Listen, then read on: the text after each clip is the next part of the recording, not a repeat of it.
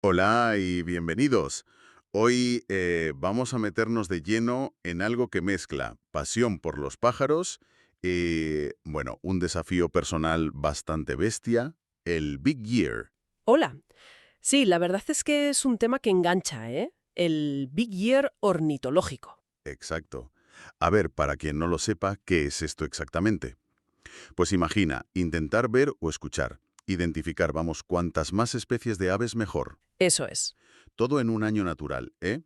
Y dentro de una zona geográfica concreta, como una especie de maratón personal de ver pájaros. Sí, aunque maratón con a veces bastante pique. Una competición informal pero intensa. Hombre, claro, se hizo súper popular en Norteamérica. Ya sabes, un estado de Estados Unidos, una provincia canadiense, o el área ABA esa, o los 48 estados continentales. Pero que se hace en todo el mundo, ¿eh? No es solo cosa de allí. No, no, claro. Y bueno, para explorar esto nos hemos basado en fuentes que cuentan la historia, los récords, las personas que hay detrás. Queremos entender qué les mueve, cómo ha ido cambiando esto. Y los hitos que se han conseguido que son alucinantes. Pues sí. Venga, vamos a desgranar esto un poco. Vale. Y es que es curioso porque conecta con cosas muy básicas del ser humano, ¿no? El reto, el coleccionismo, aunque sea de experiencias vistas, ¿no? Ya, La exploración y esa conexión con la naturaleza, claro. No es solo ir tachando pájaros de una lista, hay algo más profundo. totalmente. Y un punto clave, como decías, fue la estandarización, sobre todo con la American Birding Association, la ABA. Se fundó en el 69. Ajá. Y claro, al poner reglas, definir las áreas, pues de repente los esfuerzos de cada uno se podían comparar. Y eso, bueno, le dio vidilla a la competición, claro, normal. ¿Y cuál era esa área ABA original? Pues mira, al principio eran los 49 estados continentales de Estados Unidos. Hawái no entraba, ojo. Más Canadá y unas islitas francesas, San Pedro y Miquelón, y las aguas de alrededor. Vale, Luego ya más tarde metieron Hawái. Y eso, bueno, ya veremos que complicó un poco el tema de los récords. Creó nuevas categorías, digamos. entiendo. Bueno, pues viajemos un poco atrás, a los inicios. La guía de Roger Tory Peterson, la del 34, eso fue una revolución para identificar pájaros, ¿no? Uf, total. Cambió las reglas del juego para mucha gente. Pero claro, en esa época, lo de hacerse viajes largos solo para ver pájaros, pues como que no era lo normal. Aún así, ya había gente dándole. Sí, los pioneros. Estaba Guy Emerson, un hombre de negocios que viajaba mucho, pues él apuntó 497 especies en 1939 y Bob Smart 515 en 1952. Fíjate, casi sin querer, ¿no? Comparado con lo que vino después. Exacto. Y el propio Peterson con James Fisher hicieron ese viaje mítico en el 53, que luego contaron en Wild America. Peterson vio 572 especies. Aunque él no lo llamó Big Year, ¿no? No era la intención inicial. No, no lo planteó así formalmente. Pero vamos, que la idea ya estaba ahí flotando. Y solo 3 años después, en el 56, un chaval inglés de 25 años, Stuart Keith, Ah, sí. siguió una ruta parecida, y zas, 594 especies. Y ojo que ese récord aguantó 15 años. 15 años, ¿eh? Tela. Y entonces llegó la ABA en el 69 y fue como el pistoletazo de salida oficial, ¿no? Pues sí, le dio estructura, visibilidad. Y mira, en el 71, un chaval de 18 años, Ted Parker, Ted Parker. Una leyenda. demostró lo que se podía hacer si te lo montabas bien. Combinó viajes a la costa este, al suroeste, y llegó a 626 especies. Con 18 años, ¿eh? Increíble para la época.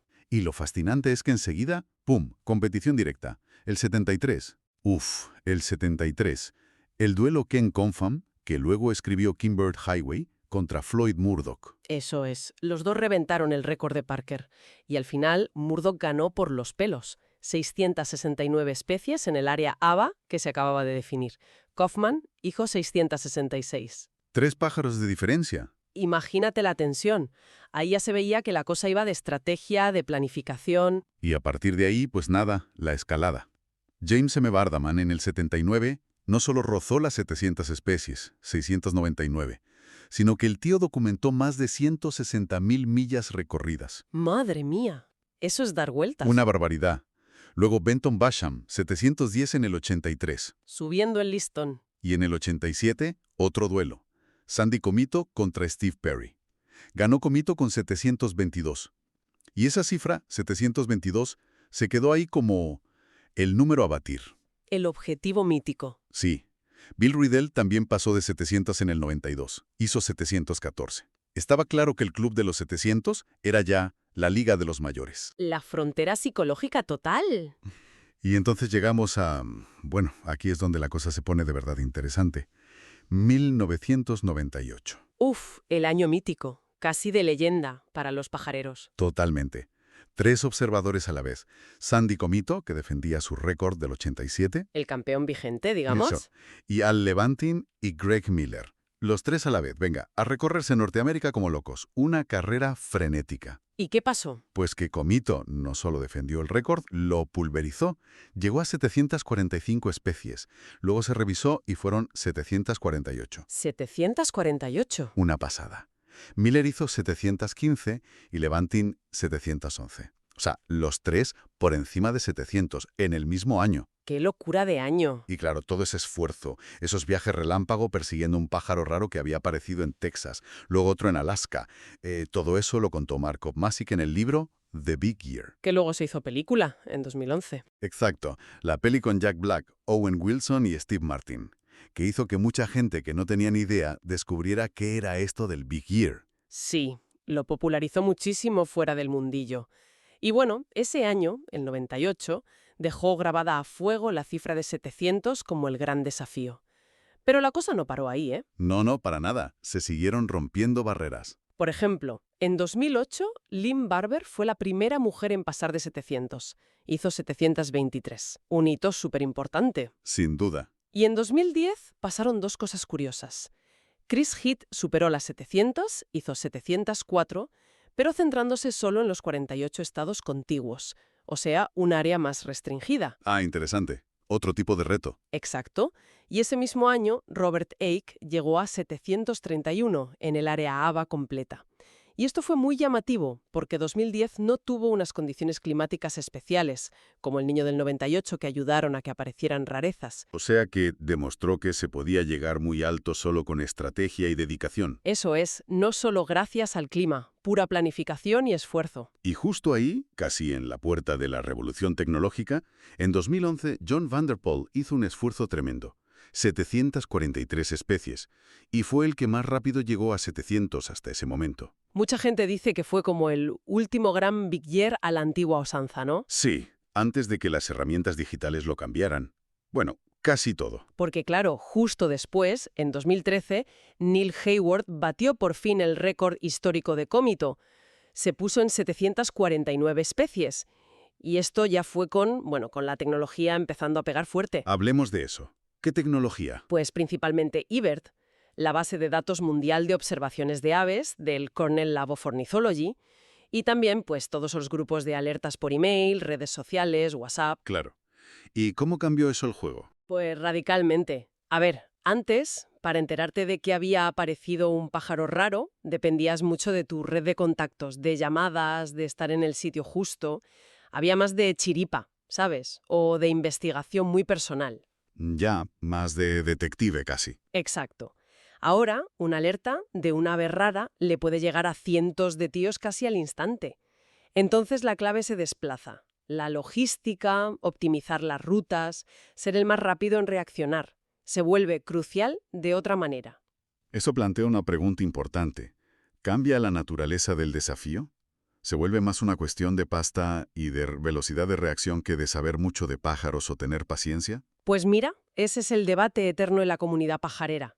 Por un lado, democratizó la información. Más gente podía plantearse un Big Year en serio. Entiendo. Pero por otro, claro, intensificó la competición a lo bestia.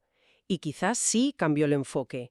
Hay quien dice que se pierde un poco esa magia del descubrimiento personal. Ya. Y otros dicen que no, que simplemente es usar herramientas nuevas que exigen habilidades distintas. Saber analizar datos, logística a tope, gestionar un bombardeo de información. Es diferente, no necesariamente peor. La prueba de fuego de esta nueva era fue 2016. Un año. De locos. 4 tíos a la vez intentando batir el récord ABA. 4. Estaba un tal Olaf Danielsson, el australiano John Weigel, que además lo hacía con un proyecto de conservación. Birding for Devils. Ese. Christian Hagenlocker, con The Birding Project, un enfoque más social, y que fue el más joven en pasar de 700. Y Laura King, que iba a por el récord de fotos de aves. Vaya plantel. ¿Y qué tal fue la carrera? Persferoth, Weigel rompió el récord de Hayward ya en julio. Y lo más fuerte, por primera vez 4 personas superaron las 700 especies Saba en el mismo año. ¡Wow! Eso demuestra el nivelazo que se había alcanzado con las nuevas herramientas y la planificación. Totalmente. ¿Y para liarla más? ¿Aún hay más? Pues sí. En octubre de 2016, la ABA votó incluir Hawái en su área oficial. Ahí está. El cambio clave. Porque Hawái tiene un montón de pájaros que solo están allí, endémicos. Exacto. Así que de repente había como 2 categorías principales. La nueva ABA con Hawái y la continental ABA, la de toda la vida. Y los resultados de ese 2016 lo reflejaron claro. John Weigel arrasó. 836 en la nueva ABA, 784 en la continental. Ambos récords. Y 832 en Estados Unidos. Impresionante. Danielson también se salió. 829 en la nueva ABA. Y récord nuevo para los 48 estados contiguos con 723. Y Laura King consiguió su récord de fotos con 792 especies, un año para la historia. Y a partir de ahí, de 2016, la sensación es que todo se ha acelerado. A ver, no vamos a ir año por año porque sería un lío. Sería interminable. Pero sí se ven tendencias claras y algunas hazañas que flipas. Por ejemplo, pasar de 700 especies en el área continental se ha vuelto casi normal, para varios cada año. Sí, ha dejado de ser noticia casi. Y han surgido historias de una constancia increíble, como la pareja de los Dean o sobre todo los McQuaid. Estos tíos han pasado de 700 durante 7 años seguidos, hasta hoy, 2025. 7 años. Eso es dedicación. Y presupuesto, imagino. Y han llegado a pasar de 800 especies. Una locura. También hemos visto cómo subían los récords femeninos. Nicole Kuelzau pasó de 800 en 2018. John Weigel volvió en 2019 y dejó el récord ABA actual en 840 especies. 840. Estratosférico. Y luego están los enfoques alternativos. Dan Gesualdo pasó de 700 en los 48 estados sin coger ni un avión en 2018. Ole por él. Eso sí tiene mérito extra. Y Tiffany Kersten batió luego ese récord en la misma categoría. Y la gente joven pisando fuerte también, ¿no? Sí, Ezequiel Dobson, con solo 19 años, batió el récord de los 48 contiguos en 2024. 759 especies. La barrera de las 800 ABA ya la han superado varias personas. A ver, si intentamos sacar conclusiones de todo esto, está clarísimo el impacto de eBird y de estar todos conectados. Permite una eficiencia que antes era impensable. Sí. Pero claro, también se ve una dedicación personal brutal y unos recursos de tiempo y dinero que no están al alcance de cualquiera. Y sigue el debate. Los récords de ahora son más por la logística y la tecnología que por la habilidad pura de pajarear. Supongo que es una mezcla de todo. Seguramente. Y no hay que olvidar el factor ambiental. El cambio climático puede hacer que pájaros raros aparezcan más a menudo o en sitios más fáciles. Eso podría estar inflando un poco los números también. Es una mezcla compleja. Habilidad, estrategia, tecnología, pasta y un planeta que cambia. Pero bueno, la ambición no se limita a Norteamérica. El reto supremo, la Champions League de esto, es el World Big Year. Buf, eso ya son palabras mayores. Ver el máximo de especies en todo el planeta. En un año. Logística y físicamente debe ser demoledor. Ya te digo. Pues mira, en 2008, una pareja británica, Alan Davis y Ruth Miller, vieron 4.341 especies. Que ya está bien, ¿eh? Ya ves. Luego, en 2015, el americano Noah Stricker se propuso ver 5.000, la mitad de las que se conocían, y acabó viendo 6.042. Lo conté en un libro, Birding Without Borders. 6.042, qué pasada. Y el récord mundial actual es de Arjan Dwarshuis, un holandés. En 2016 vio 6.852 especies. 6.852, casi nada. Y encima lo hizo recaudando pasta para conservación. Hay que decir que estas cifras bailan un poco según la lista de especies que uses, la del IOCE o la de Clemens. Claro, la taxonomía. Pero vamos, que el número es brutal igualmente. Imagina la planificación. Visados, guías locales, vuelos por todo el mundo. Otro nivel. Totalmente. Mundiales o incluso los continentales a lo bestia, han ido ganando fuerza los big years alternativos, los verdes. Ah, los que intentan hacerlo con el mínimo impacto. Exacto. Ya en 2005, en Reino Unido, hicieron una competición en bici. Ganó Chris Mills con 251 especies. En bici. Tiene mérito. Y más todavía, la familia Boothroyd, en 2007. Hicieron un Bird Year sin usar combustibles fósiles. 13.000 millas en tándem por Norteamérica. 13.000 millas en tándem. ¿Y cuántas especies vieron? 548. Y recaudando fondos. Demostraron que se podía combinar la pasión con ser más sostenible. ¡Qué bueno! Y quizás el más extremo de todos fue Dorian Anderson en 2014, un Green Big Year continental, casi 18.000 millas en bici por Ewedu, y sin usar ni ferries. 18.000 millas. Solo pedaleando. Totalmente autopropulsado, vio 618 especies y también recaudó fondos. Estos Green Years son un reto físico brutal, pero también son toda una declaración de intenciones. Desde luego. Y también hay iniciativas más locales, ¿no? Mencionabas Colombia. Sí, en países megadiversos como Colombia tiene mucho sentido. En 2021, Niki Carrera Levy y Mauricio Osa hicieron el primer Big Year nacional allí.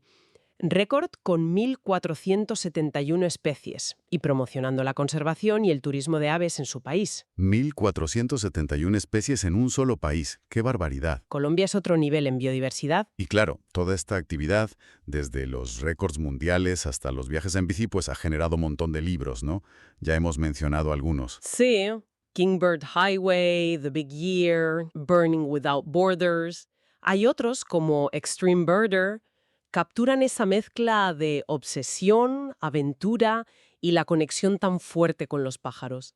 No son solo listas, son historias de gente. Muy bien, pues hagamos un poco de recapitulación.